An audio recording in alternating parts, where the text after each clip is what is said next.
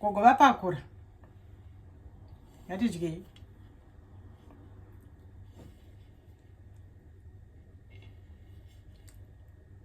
Ngatidyei.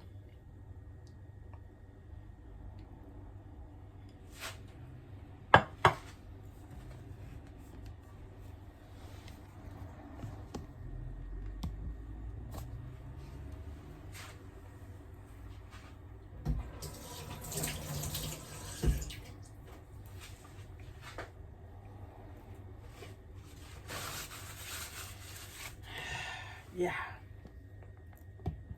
Atidai so tichimboona. Sadza redu. Tapakura. That's my plate today of sadza, nyama, nemuriwo. Sadza, nyama, nemaveji akasanganiswa.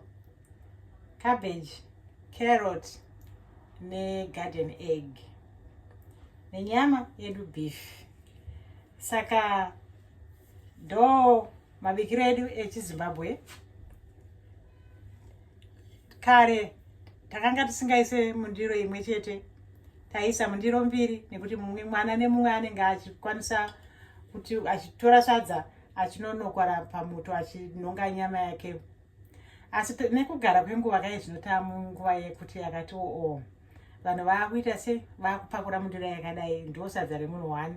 Kana rakawandisa anotapudza, kana riri shoma anotora rimwe.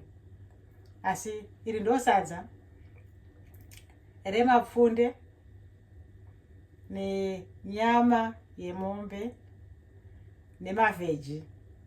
Maveji cabbage, carrots garden egg yandasanganisa nekuti tinonzi maZimbabwe havatambe nechikafu. Saka maZimbabwe nhasi vatambawo nechikafu. Ichi ndo chikafu changu chanhasi. Uyai tidye. Azviita.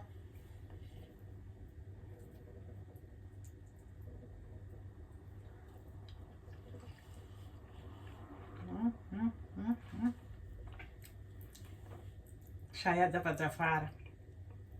Zvakanakisawo izvi.